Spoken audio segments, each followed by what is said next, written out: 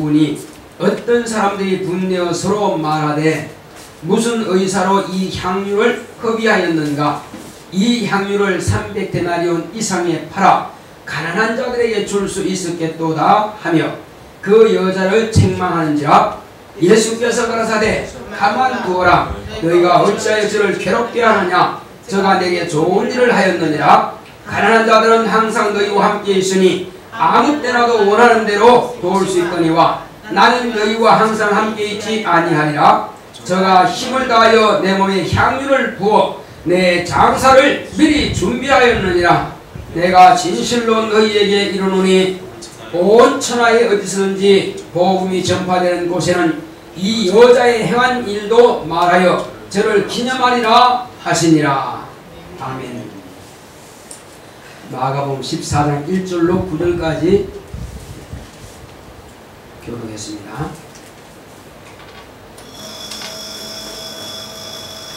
꼭 성경 읽고 나서 시작하려고 그러면 이게 돌아옵니다.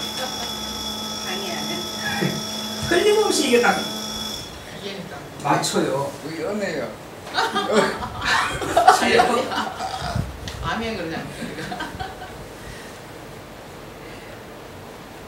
우리 거기사님 때문에 웃는다. 자, 하나님은 참되신 분이십니다.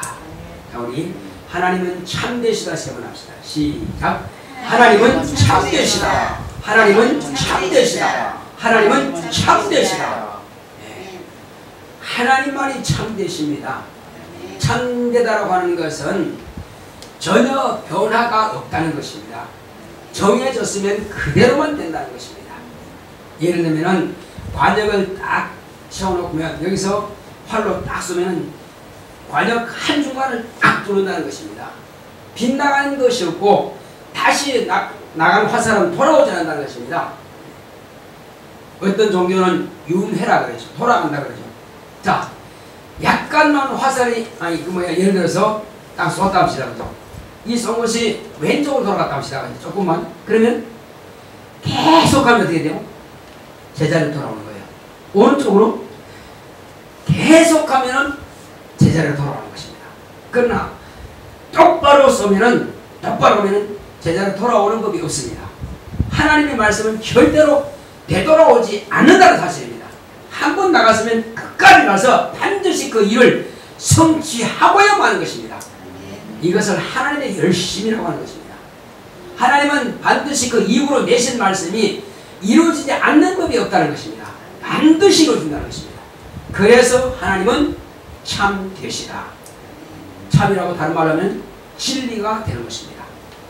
자, 그래서 예수님이 하시는 말씀은 곧 하나님께서 그 아들을 세상에 보내셔서 아들을 통해서 우리에게 하신 그 말씀은 참되신 말씀인 것입니다. 그래서 우리는 그 말씀을 귀담아 들여야만 되는 것입니다. 율법은 하나님의 계명 가운데서 육체의 법입니다. 율법은 인간을 죄가 있다. 그리고 인간은 죄로 인해서 망할 수밖에 없다. 지금 나는 죄인입니다 하는 것을 지금 율법은 요구하는 것입니다. 율법에서 죄를 용서받고 구원받으라 그런 뜻이 아니에요. 율법을 하나님께서 우리에게 주신 것은 네가 죄인이라고 하는 것은 깨달으라는 것입니다. 그래서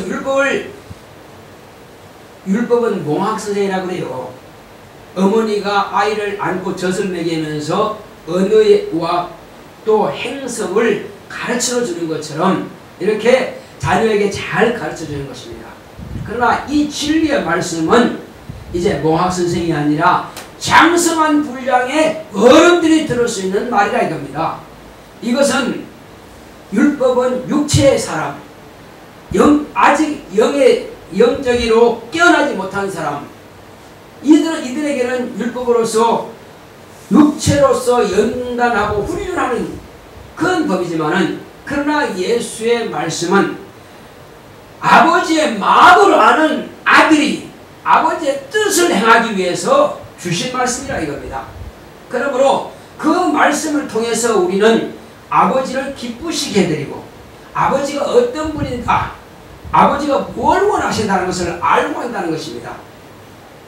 20살 이전까지는 여전히 아이라고 합니다. 그러나 20살이 딱 지나면 그때부터는 그 또한 장성한 사람이 되어서 아버지 마음을 이해하고 아버지 뜻을 헤아리고 그런 걸 아버지 뜻대로 하려고 하는 이것이 자녀라 이겁니다. 그처럼 이 진리의 말씀은 장성한 자의 것이라는 것입니다. 그리고 이 진리의 말씀을 제대로 이해하고 제대로 깨닫고 제대로 실천하기 위해서는 하나님의 영을 모셔드려야 합니다. 이것을 우리는 과거에도 성령의 감화와 감동이 있었습니다. 사무엘도 다윗도 성령의 감화와 감동 받았죠. 또 엘리야와 엘리사 선지자도 마찬가지입니다. 성령의 감화 감동 받았습니다. 그러나 아직 내주하시는 성령을 모시지는 못했습니다. 왜? 영혼의 죄는 아직 해결받지 못했기 때문에 안 되는 것입니다. 그러나 저와 여러분들의 안에는 밖에서 감동하신 성령이 아니라 내 안에 임재해서 내 영혼을 보호자 삼으시고 와 계시는 것입니다. 그래서 그분을 우리는 보혜사라 하는 것입니다. 우리에게 오셔서 바로 하나님의 아들이 죄 없으신 무지한 피를 흘리셨다 하는 것을 보증하신다는 것입니다. 그러니까 내 안에 예수님께서 오셨다 하는 것은 하나님의 아들이 지금 하늘 보좌에 계시다 하는 것이고, 하나님의 아들이 보좌에 계시다 하는 것은 그가 죽으셨다가 부활하셨다 하는 것이고, 죽으셨다가 부활하셨다 하는 것은 죄가 없다는 것입니다.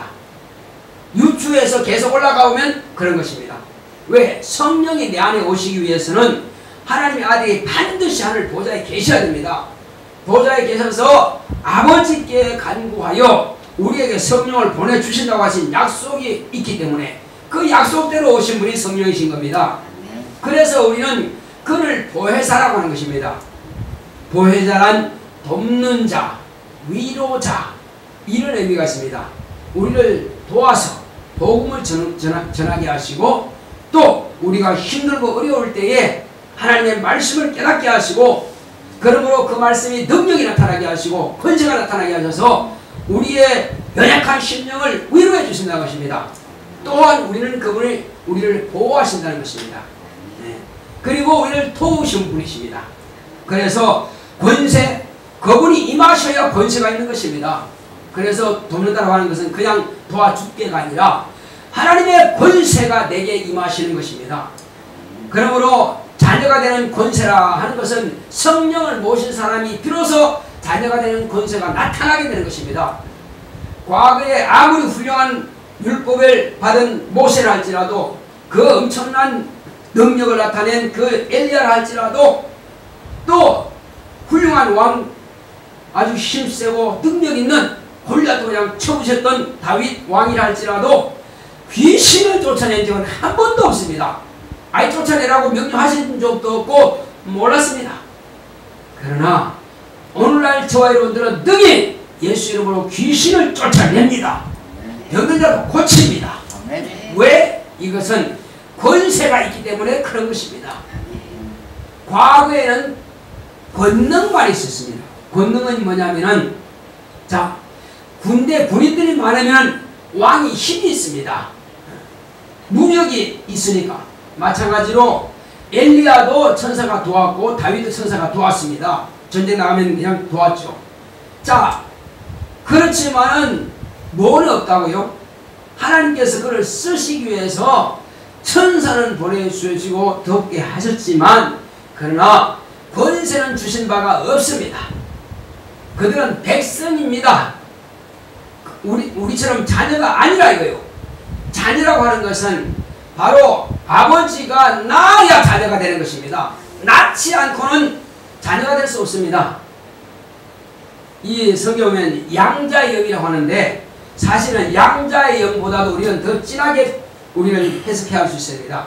양자의 영이 아니라 아들의 영을 받아사. 그래서 우리는 아버지라는 것입니다. 양자라 하는 것은 호적상 명의만 올렸을 뿐이지 한마디로 영혼과 육체는 상관없다 이겁니다. 그러나 우리 아들 수진이가 아버지의 영과 육체를 다 물려받은 것처럼 양자가 아니라 아들이라는 겁니다. 저는 하나님 아버지의 영과 몸을 다 받은 하나님의 확실한 아들입니다. 저는 아들의 영을 받은 것입니다. 할렐루야. 그러므로 아버지께서 내게 예수님께서 가지신 그 동일한 권세를 내게 주신 것입니다.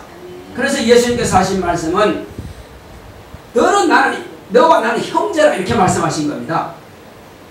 형제라 하기를 부끄러워하지 않는다고 했습니다. 너희는 내 친구라 말씀하셨고 또 더 깊이는 형제라. 아버지는 하나님 아버지는 한 분이시고 모두가 다 형제라 하신 겁니다. 그래서 예수님은 우리의 맏형이라 그런 겁니다. 맏형이라 그래요. 그러므로 아버지의 권세를 아들이신 예수님께서 동일한 권세를 받으셨고 그 권세 가지고 천하 만민을 지금도 통치하고 계시지만 그 권세를 당신만이 혼자 독점하지 아니하시고 예수 그리스도를 구주로 영접한 자들에게는 하나님의 자녀가 되는 권세를 주셨으니 하시는 것은 하나님의 아들의 권세를 동일하게 똑같이 나누어 주시는 것입니다. 그래서 우리는 그 권세를 가진 자라 이겁니다. 그 권세를 가진 자는 곧 성령을 모신 자예요. 성령을 모신 자만이 권세가 나타나게 되어 있습니다. 권세가 나타나는 것은 권능들이 지원한다 이겁니다. 많이 기도하고 순종하는 사람들에게는 권능들이 많이 동원된다 이겁니다. 그래서 귀신도 쫓아내고 뿐만 아니죠. 예수님께서 하신 말씀은 내가 행한 일을 너희도 할 것이고 그리고 이보다 더 큰 일도 등이 하리라 말씀하신 것입니다. 그러니까 당신이 세상에 3년 반 동안에 공생의 기간 동안에 하신 일 그것만이 제한으로 딱 묶어놓지 아니하시고 요 정도 초월할 수 없어 하지 않으시고 내가 하지 아니한 것도 너희들은 등이 하리라고 이렇게 얼마든지 능력을 구하는 자에게 부여하신 것입니다. 할렐루야. 그리고 얼마나 감사하냐 이거죠. 자, 그래서 바로 그러한 권세와 능력을 가진 우리는 이제 가만히 보게 되면은 예수님께서 몇 날 곧 이틀 후에는 6월절인데 이제 대제사장들과 서관들과 이들에게 잡혀서 고난을 당하고 죽임을 당해야 하리라. 죽은 지 사흘 만에 다시 부활하리라. 이렇게 말씀하시면서 지금 예루살렘으로 올라가는 길에서 베단이라고 하는 동네에 갔습니다. 자, 거기는 가난한 자들의 촌, 슬픔이 많은 자들의 촌, 바로 그곳입니다. 여기는 지금 문둥이 집입니다. 문둥이 집. 남영 환자 집이에요. 근데 그 집에서 이제 식사를 하실 때에 지금 한 여자가 매우 값진 옥합, 나드 한 근이랍니다. 나드. 그 매우 값진 나드 한 근이 얼마나 되느냐? 그것은 아주 히말라야 같은 아주 높은 산에서 나는 그러한 나드라고 하는 향료인데 그 식물에서 채취하는 건데, 자, 이것이 값으로 따지면 얼마냐? 300데나리온인데 300데나리온을 오늘 우리 한국 원화로 따진다면 약 3천만 원 정도 됩니다. 그러면 일반 노동자 하루 품삯씩 해서 1년 내 365일 동안 열심히 일해서 모은 금액 정도 됩니다. 그러면 보통 한 사람의 한 끼 식사가 5,000원이라면 약 5,000명이 먹을 수 있는 그런 식사, 엄청난 수죠. 그 숫자가 되는 것입니다. 그래서 이 금액이 매우 값지고 매우 비싸다고 합니다. 그런데 이 여자가 누구냐 하는 것입니다. 이 여자는 요한복음을 보게 되면은 이제 마리아, 곧 마르다의 여동생 마리아, 그 다음에 그 오빠는 나사로. 그래서 지금 여기서 이와 같이 기름을 붓는 것은, 아니 향유를 붓는 것은, 자, 그가 오빠가 죽어서 이미 무덤에 들어가서 나흘이 됐습니다. 썩어서 냄새가 나고 물이 흐를 지경이 됐습니다. 이제 흙으로 돌아갈 지경입니다. 그때서 이제 주님께서 오셨다. 미리 가서 좀 오시라고 그랬는데 안 오셨어요. 근데 이미 돌문을 다 막아놓고 임공해놓고 이젠 뭐 소망이 끊어진 거죠. 근데 그때 주님 오셨다 이거죠. 그런데 나사로가 어디 있느냐? 무덤에 있나이다. 가자. 그래서 이미 죽어서 나흘이 지났는데요. 네가 하나님을 믿으면 영광을 보리라. 이렇게 하시면서 가자옵니다. 사람들은 또 비방합니다. 아니 저가 병든 자도 고치고 죽은 자도 살린다고 했는데 자기 친구 하나 고치지 못하느냐. 그래서 슬퍼하니까는 그래서 봐라 우는 거 봐라. 슬퍼 우는 거 봐라. 우는 거 보니까는 절망하게 하지 않느냐. 그러니까 그 능력도 없네. 그래서 수군된다 이겁니다. 그래서 믿지 않으면 이사에 통분이 여긴다는 것입니다. 그래서 무덤에 갔습니다. 아 곡하러 가는가 보다 따라갔어요. 가니까는 자 이제 돌문을 열어놓아라. 그러니까 또 마리아와 마르다 주여 죽은 지 나흘이나 되어서 썩어서 냄새가 나나이다. 네가 믿으면 하나님의 걸 보리라 하지 않았느냐. 그때에 순종해서 문을 열어놨습니다. 그때 밖에서 보시고 나사로야 나오너라 명령하시니까 배로 동인 채로 그 썩어가던 시체가 일어나서 멀쩡하게 원상복귀 되고 그래서 나오는 것입니다. 할렐루야. 자 이것은 뭐와 같으냐면은 하늘에서요. 여러분 올라가 보세요. 하늘에 뭐가 있는가? 아무것도 없습니다. 근데 올라가면 구름층이 있고요. 그 구름층 위에는 그냥 햇빛만 있어. 아무것도 없습니다. 그런데 어떻게 하늘에서 그 엄청난 물을 갖다가 쏘아있다가 엄청난 물을 쏟아부느냐. 아직도 난 그게 상상이 안 가거든요. 물론 과학자들은 이해할지 모르겠지만은 보자기도 아닌데 비닐도 아닌데 그 물을 싸고 있다가 그냥 엄청난 물을 쏟아붓거든요. 그래서 홍수가 나고 말이요. 막 범람하고 그렇단 말이요. 그것 뿐입니까? 40년 동안 하늘에 아무것도 없는 거기서 아침마다 만나를 내려가지고 먹인다 이겁니다. 하나님 말이 할 수 있는 것입니다. 아멘. 할렐루야. 아멘. 하나님 아니면 안 된다니까요. 비는 원리적으로는 이해하지만은 그게 하나님 아니고 누가 그걸 하냐 겁니다. 반드시 구름층이 딱 정해져 있어요. 비행기 타고 딱 올라가잖아 그죠? 그러면 없잖아 그죠? 그 위에다 간다고요. 비행기는 구름층 위에다 간다고요.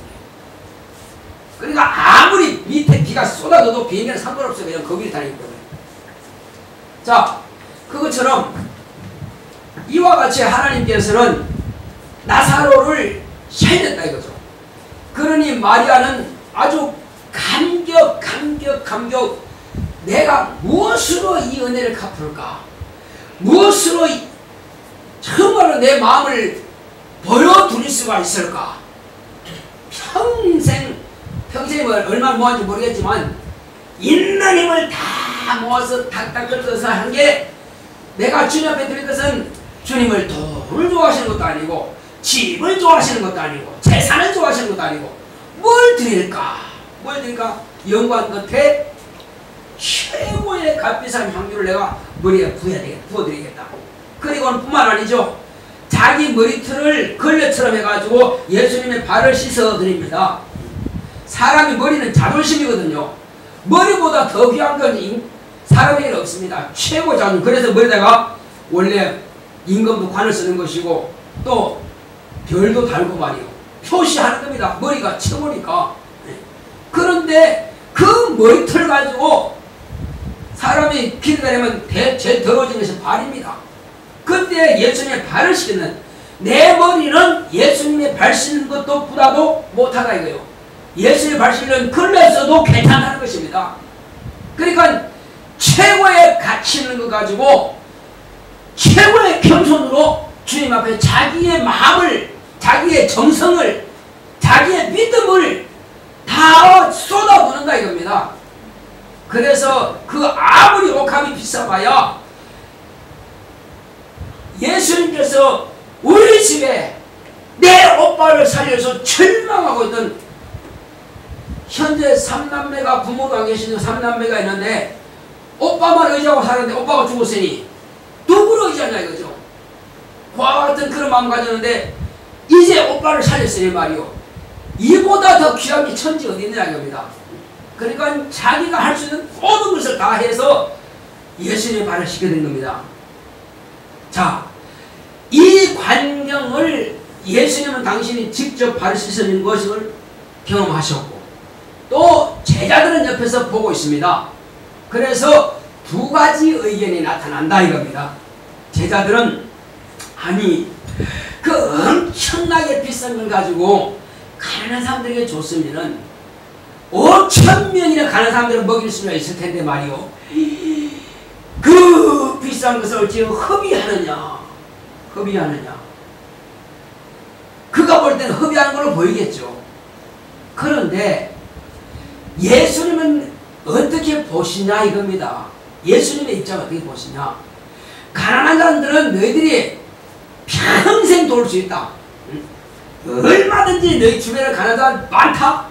매일 도와줄 수 있고 100명에서 1000명에서 얼마든지 도와줄 수 있다. 그런데 나의 장례식은 항상 있는 게 아니고 지금 이때밖에 기회가 없다. 딱 요때만 내 장례를 준비할 수 있다는 것입니다. 다른 데는 기회가 없다는 거예요. 그래서 이 마리아는 딱 그 순간을 놓치지 않은 것입니다. 그래서 나에게 장례를 위해서, 장사 지내기 위해서 향을 바를 수 있는 것은 지금밖에 없다. 그러니 이 여자는 최고의 귀한 것을 택했다는 것입니다. 누가 하나님의 장례를 위해서 이 향을 발라줄 사람이 있겠느냐 이겁니다. 하나님의 아들 예수 그리스도를 위해서요. 이 여자밖에 없습니다. 예수님께서는 감격하신 겁니다. 얼마나 감격했으면 내 복음이 전파되는 곳은 어디서든지 이 여자가 행한 것을 다 전해라. 전해야 될 의무가 있다 이겁니다. 복음을 들은 사람은 누구든지 이 마리아가 한 일에 대해서 전해라. 명령인 겁니다. 해도 되고 안 해도 되는 가 아니라 반드시 해야 됩니다. 왜? 이와 같은 마음을 가지고 나를 사랑하라는 것입니다. 이렇게 섬기라는 건 나를 그렇게 섬기라는 것입니다. 예수님을 섬기러 오신 분이, 섬김을 받으러 오신 분이 아니라고 했습니다. 그런데 이 여인을 섬겼다는 겁니다. 섬겨라. 언제 나를 섬기라 한 적 있습니까? 아니요. 내가 세상을 섬기러 왔다 그랬지, 목숨을 다해서 섬기러 왔다 그랬지, 섬김 받으러 온 적은 한 적이 없습니다. 그렇지만 이 여인은 그렇게 예수님을 섬긴 것입니다. 자, 그래서 뿐만 아니죠. 예수님께서 이와 같이 이 두 가지 양상으로 나타납니다. 한 사람은 가난한 사람들을 박애주의로서 이렇게 생각하는 사람이 있고, 한 사람은 정말로 가치 있는 것은 자기의 믿음을 하나님께 표현한 것이라 이렇게 보는 사람이 있다 이겁니다. 우리의 신앙은 둘 중에 어느 것이냐는 것입니다. 우리의 신앙은 박애적인 것은 우리가 안 해도 얼마든지 할 수 있고, 또 그 외에도 얼마든지 또 도울 수가 있습니다. 그러나 하나님께 하는 것은 그 때가 있는 것입니다. 반드시 그 때에만 가능한 것입니다. 주어진 시간, 그 시간이 지나버리면 안 된다는 것입니다. 하나님의 때가 있는 것입니다. 자, 예수님께서 특히 감격하신 그 세 가지 사건이 있습니다. 한 사람은 어떤 사람이냐면은, 자, 백부장이라고 하는 사람인데 그 한 사람은 자기의 신하, 그러니까 100명 가운데 한 명이겠죠. 그가 신하가 중풍병으로 누워있어요.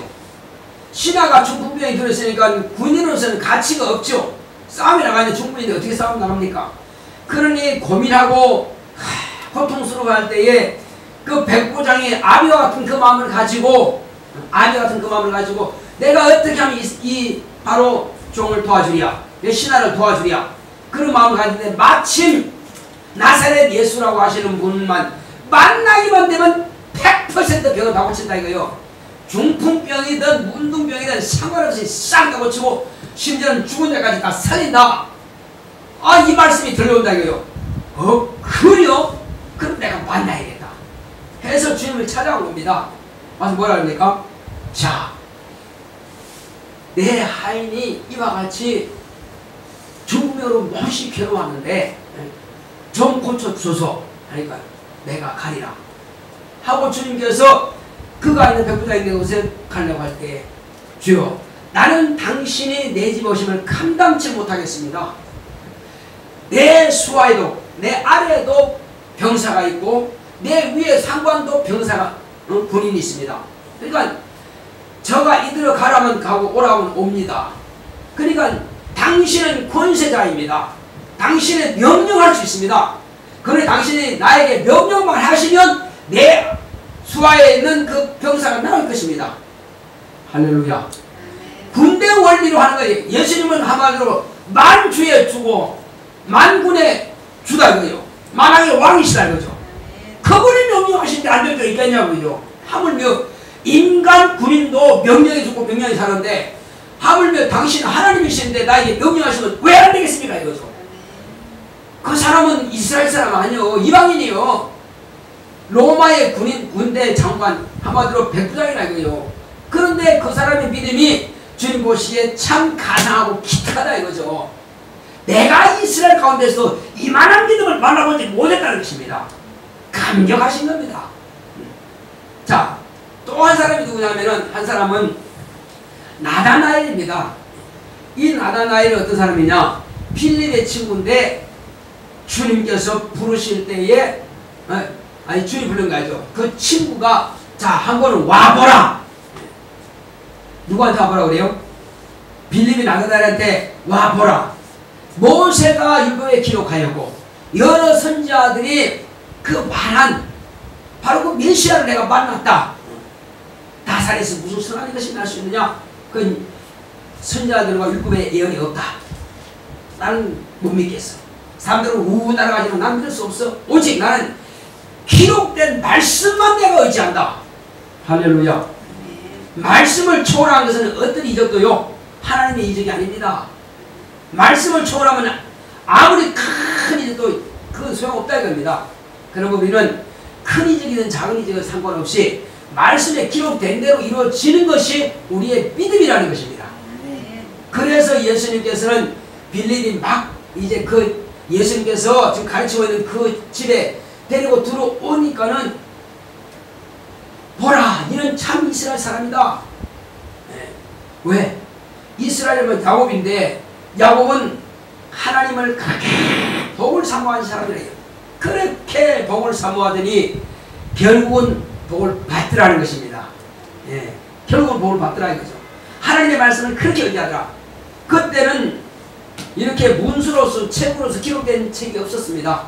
아브라함과 이삭과 야곱 책이 없죠. 그냥 아브라함이 전해주는 그 하나님에 대한 말씀, 자기 아비 이삭이 전해주는 하나님의 말씀, 그 다음에 자기가 그 말씀을 듣고 그대로 믿는다 이거죠. 그러니 하나님께서 주신 복이라면 내가 받아야지. 결코 이것을 남한테 양도할 수 없고 양보할 수 없다 이거죠. 그래서 끝까지 그 복의 물건을 자기에게로 돌려금한 사람이라 이거죠. 그래서 이와 같이 확실한 살아계신 하나님을 의지하고 사모하고 그 복을 사모하는 사람이라 이거예요. 그러니까 하나님의 뜻대로 그 말씀을 그대로 믿는다 이거죠. 그 말씀을 그대로 믿는 그 사람 맞다. 네가 맞다. 그래서 너는 참 이스라엘 사람이라 한 것입니다. 예수님께서는 이와 같은 믿음을 가진 자를 어떻게? 바로 감동하신다는 것입니다. 하나님을 감동시킬 만한 믿음을 가집시다. 아멘. 할렐루야. 따라합시다. 나 영혼아. 나의 영혼아. 하나님을 감동시킬 믿음을 갖자. 믿음을 갖자. 바로 그런 것입니다. 하나님을 감동시킬 믿음을 가져야만 되는 것입니다. 자, 그런가 하면은 자, 우리에게서는 더 이상의 외식은 용납하지 말아야 됩니다. 가식도 용납하지 말아야 됩니다. 가식과 외식은 아무짝에도 쓸모없고 그것은 하나님께서 쓰지 않는 것입니다. 그래서 가식과 외식은 싹 지워버리고 우리가 예배를 드리되 산 예배를 드려야 되는 것입니다. 과거에는 희생, 죽은 짐승을 드렸으나 오늘날 저희들은 살아있는 하나님의 아들 예수 그리스도의 피를 의지하고 산 제사로서 예배를 드리는 것입니다. 예배가 살아있어야 된다 이거예요. 네. 그러니까 예배를 정신이 몽롱한 상태에서 드리면 이미 죽은 예배예요. 정신이 맑은 한마디로 눈에서 불이 바짝바짝 빛나듯이 말이요. 이 말씀이 내 안에 그냥 막 들어오는 그런 느낌. 아, 이 말씀은 하나님께서 내게 주시는 말씀이구나. 이건 하나님께서 내게 주시는 생명이구나. 이렇게 받아들이는 사람, 이 사람은 산예배를 드린 사람입니다.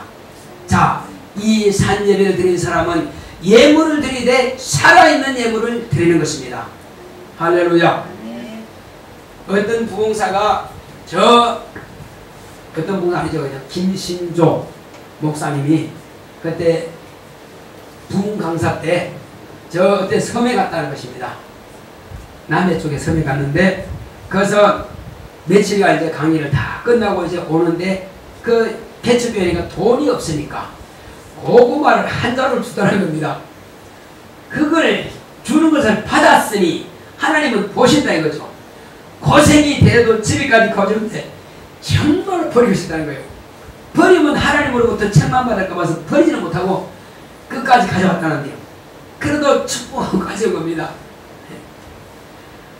하나님께서 주신 것이라면은 그들은 있는 힘을 다해서 자기들이 할 수 있는 최선을 다해서 부흥강사님이라고 뭐든지 사례를 한 겁니다. 그게 돈 없어요. 그러면 그건 귀한 거잖아요. 아무리 자기 수준으로서 그냥 버릴 수 있는 거지만 못 버린 것은 왜냐? 귀한 것을 받았기 때문에 못 버린다 이겁니다. 그래서 어떤 사람들은 대형교회 큰 교회 다녀가시는 그 목사님은 자기가 처음 신앙생활 할 때 너무너무 가난해가지고 자기는 처음 교회 나갈 때요. 어떤 사람은 이제 추수감사절인데 큰 그 쌀을 그냥 몇 가마에 그냥 가져오더래. 근데 어떤 사람들은 한 포를 갖다 놓더래. 또 어떤 사람은 한 말을 갖다 놓던데 자기는 다른 사람들은 한 대박 갖다 사면 되고 자기는 3일 먹을 것을요. 가족이 3일 먹을 걸 딱 봉지 그 자루에 넣어보니까 그냥 그 뭐야 황소 불알이라더라고요. 요만해 딱 묶어보니까 요만해. 근데 3일 먹을 걸 갖다가 안 먹을 셈 치고 가져왔다는 거예요. 근데 그걸 갖다가 제일 위에 올라놨는데 항상 내리더래. 누군가가 자꾸 내리더래. 그래도 또 이제 뭐 하다 보면 또 내려 또 올리네. 야매 속상해 죽겠다는 거야.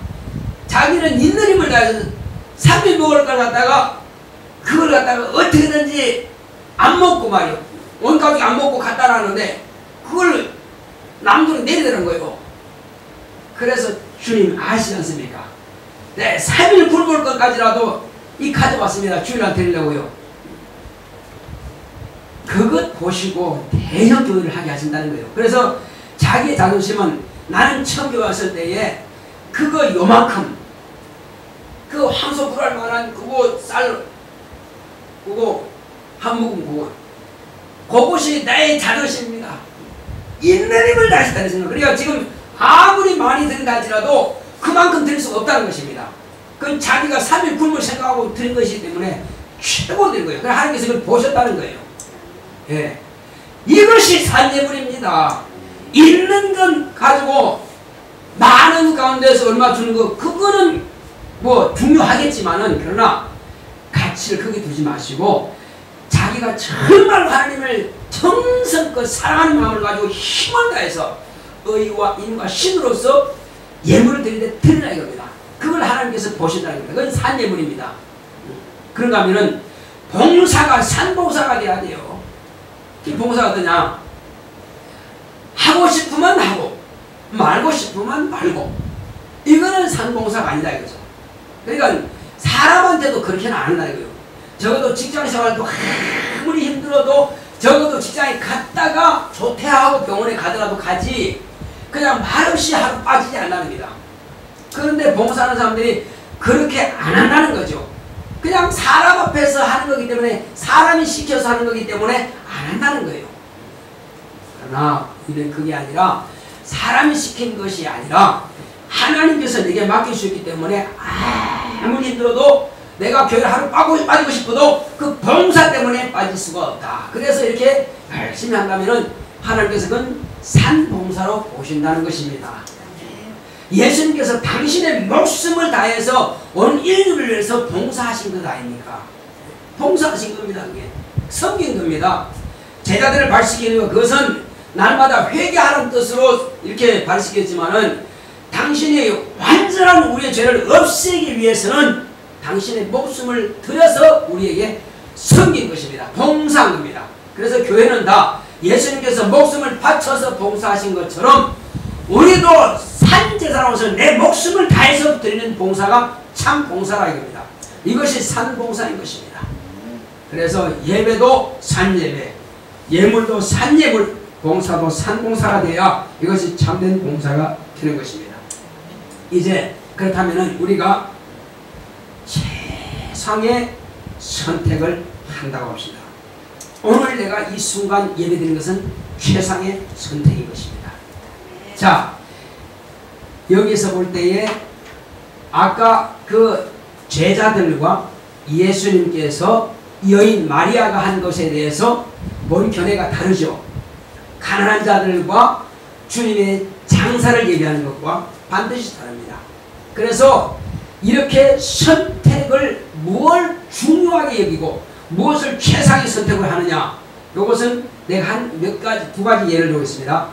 첫째는, 자, 예수님께서 십자가를 지고 올라가시는데 저 골고다 밑에까지, 골고다 산까지 중간에서 강제로 십자가를 씌워진 사람이 있습니다.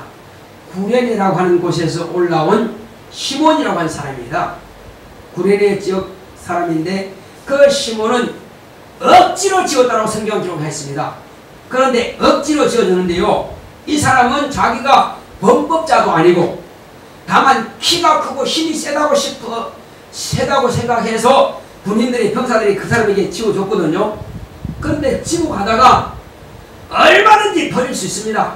버린다고 해서 누가 뭐 당신 죄인이다 말할 수 없어요. 그런데 말없이 끝까지 지고 갔습니다. 억지로 진 십자가지만은 그와 그 자손이 복을 받는 것을 볼 수 있습니다. 바로 누구냐? 바로 그와 그 자손. 자, 하나님께서 그 자손 알렉산드라고 하는 아들이 있고 또 루포라고 하는 아들이 있습니다.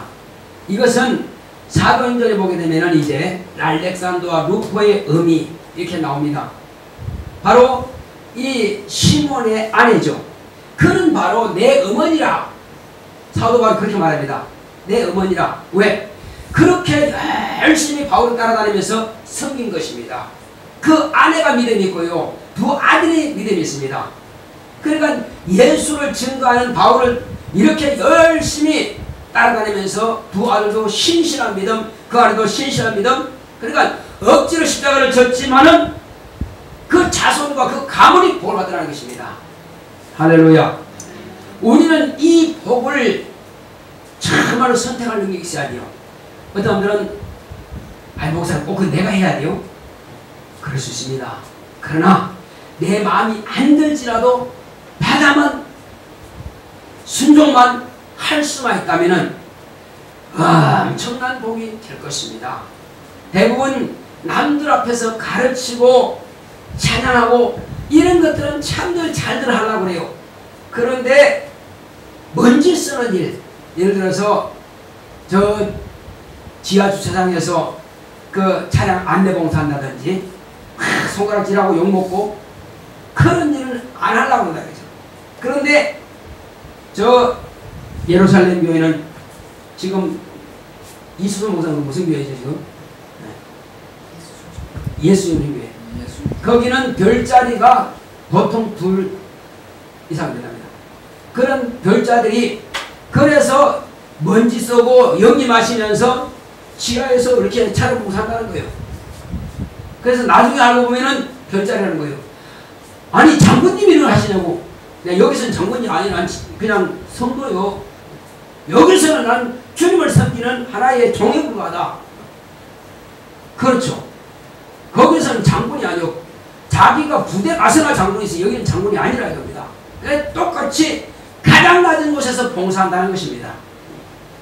이것은 뭘 말하냐면은 내가 지금 하나님께서 맡기신 일이 얼마나 귀중하다는 것을 보여주는 것입니다. 세상 권세 가지고 주님 앞에 나와서 큰 소리 치지 마라 이겁니다. 세상 재물 가지고 교회 와서 큰 소리 치지 마라 이거예요. 오직 우리는 주님 앞에서는 오직 은혜 받아야 할 사람이고 죄상 받아야 할 사람이고 하늘에서 상을 받아야 할 사람이다 이거죠. 그러면 내가 어떤 사람이 될 거냐? 선택은 자기가 하는 것입니다. 또 한 가지는 바울이 이제 저 로마로 후송될 때에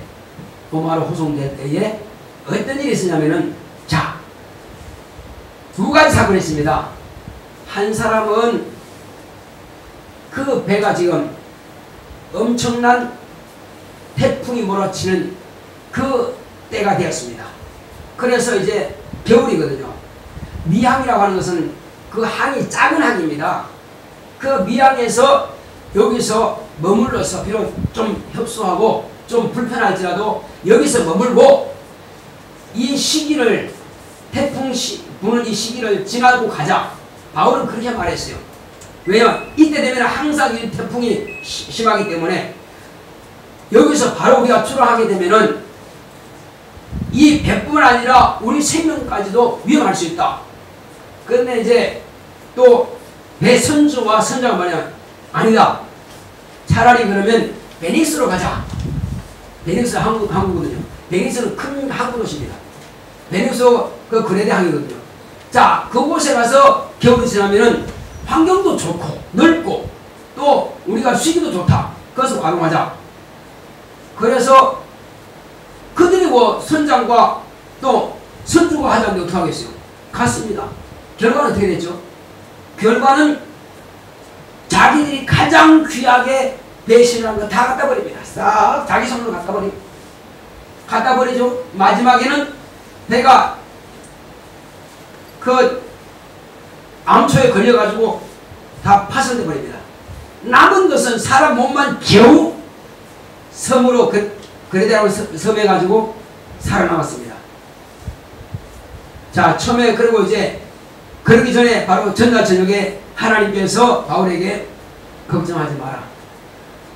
배는 손상이 입을지라도 이 사람들의 생명은 너에게 맡겼느니라.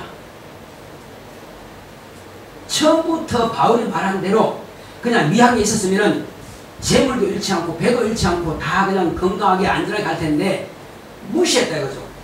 아니 선장이 내가 더 잘 알지 선주가 내가 책임이지 네가 뭘 한다고 죄수주에 이렇게 죄스러워 봤다 이거죠. 하나님이 쓰시는 종으로 보지 않은 것입니다.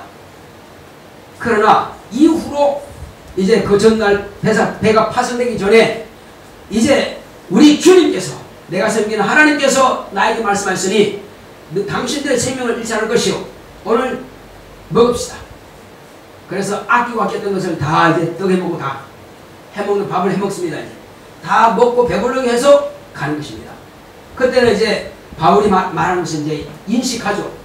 왜 그렇게 깨지고 부서지고 배고프고 고생 실컷 하고 나서야 그 주의 종의 말을 인정하느냐 이겁니다. 제발 우리는 좀 지혜롭자는 것입니다. 주의 종이 말하는 것은 성경에 근거해서 말한다 이겁니다. 그러면 그대로만 듣는다면 우리는 성공할 것입니다. 그걸 갖다 무시하지 말자 이겁니다. 그래서 이제 생명을 겨우 건졌습니다. 우리는 이 두 가지가 사건이 있습니다. 바울이 말한 것은 이미 하나님께서 감동하시는 대로 이해하고 말하는 것이고 그 다음에 이 사람들은 자기 경험을 가지고 말한다 이겁니다. 그 다음에 미학이라고 하는 것은 좁고 불편합니다. 불편하지만 바울이 말한 대로 그대로 머물렀으면 고생을 안 했을 것입니다. 그러나 자기들이 좀 안락하고 형편이 좋고 편한 그런 환경을 찾아가다 보니까 이렇게 고생 실컷 하고 다 잊어버린 것입니다. 우리는 환경 바라보지 마시기 바랍니다. 오직 우리는 비록 환경이 힘든다 할지라도 말씀을 따라가시기 바랍니다. 그러면 반드시 그에는 생명이 있을 것이고 복이 있을 것입니다. 우리는 교회 안에서도요, 어떻게 하면 내가 복 받을까? 선택입니다. 최상의 선택을 하시는 저와 여러분 되시길 예수 이름으로 축원합니다. 우리 시간 때 주여, 내가 교회 안에서라도 모든 검사를 생각할 때마다 최고의 선택을 할 수 있도록